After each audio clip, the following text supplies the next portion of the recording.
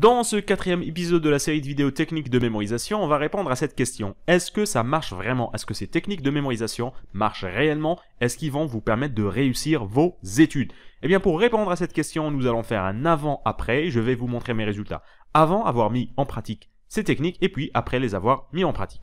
Pour cela, nous allons revenir en 2008, l'année où je suis entré à l'université, et à cette époque-là, j'ignorais l'existence de techniques de mémorisation, donc ma seule méthode c'était me répéter l'information et espérer qu'elle va se fixer.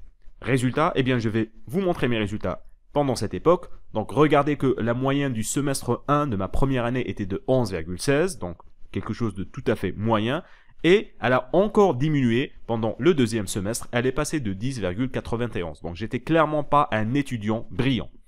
Et je passais beaucoup d'heures à travailler, donc je passais des heures et des heures à étudier, à travailler et à bosser, à essayer de bien comprendre et mémoriser mes leçons. Et puis je me suis posé une question.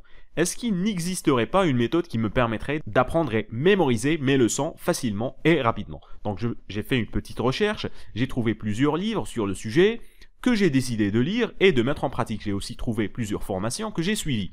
Résultat, après avoir mis en pratique ces différentes techniques, eh bien je vais vous montrer. Donc je suis passé de mon 10,91 à 15,93 au 6e semestre. Alors là, vous allez me poser une question qui est, mais pourquoi ça t'a pris autant de temps pour passer de ce résultat-là, donc de 10,91 à 15,93, pourquoi ça t'a pris 3 semestres? Bon, avant de répondre à cette question, laissez-moi vous montrer l'évolution de mes moyens. Donc remarquez que ça a commencé avec un 11,16, c'est passé à 10,52, donc ça a un peu diminué, puis on est passé à 11,28, puis 11,70 et enfin 15,93. C'est là vraiment le moment où j'ai bien compris comment utiliser ces techniques. Pourquoi ça a pris autant de temps pour avoir ce résultat? Eh bien tout simplement parce que dans tous les livres et formations qui existent sur la mémoire, on va vous apprendre à mémoriser une liste d'objets, à mémoriser des chiffres, à mémoriser des jeux de cartes, des noms de personnes ou quelques petites définitions. Très peu de formations vont vous montrer comment mémoriser de gros livres comme ça, donc des livres complexes qui contiennent beaucoup d'informations. Donc ce que j'ai dû faire, c'est apprendre ces techniques et les appliquer, les adapter et puis les appliquer à ma discipline qui est la biologie. Donc c'est pour ça que ça a pris un peu de temps. Après avoir compris cela, voilà le résultat que j'ai obtenu. Par exemple, dans ce module-là, j'ai eu un 18 sur 20 pour l'examen et un 16 sur 20 pour l'examen de TD. C'est le module de physiologie des structures. C'est pas un module qui est très simple, c'est pas le plus simple qui existe. Mais j'ai tout de même réussi à avoir une excellente note en utilisant les techniques que je vous apprends dans cette chaîne. Donc tout ce que j'ai appris en lisant ces livres ou en suivant ces formations, je vous l'apprends dans cette chaîne YouTube ou dans mon blog. Donc je vous invite à aller voir le blog, vous trouverez le lien en bas dans la description.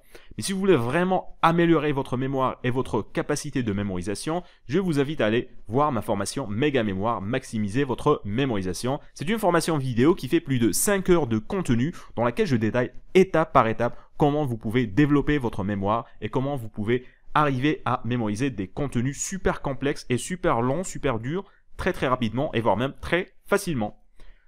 Je vous invite aussi à aller vous inscrire à ma newsletter, vous allez recevoir 2 vidéos, comment mémoriser un livre en utilisant la méthode du palais et comment vous pouvez mémoriser 1000 informations facilement, rapidement avec ces techniques-là. Donc est-ce que ça marche vraiment? Est-ce que ces techniques vont vous aider à réussir dans vos études? Eh bien oui, la réponse simple est oui, si vous comprenez comment ils marchent, si vous savez comment les appliquer et si vous vous entraînez à les utiliser, je peux vous assurer que vous allez avoir des résultats extraordinaire.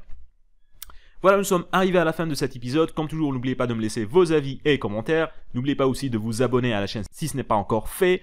Je vous invite à aller voir les autres vidéos de cette chaîne. Quant à nous, on se retrouve très prochainement pour un nouvel épisode dans lequel la prochaine fois, je vais vous montrer une méthode pour mémoriser les chiffres rapidement.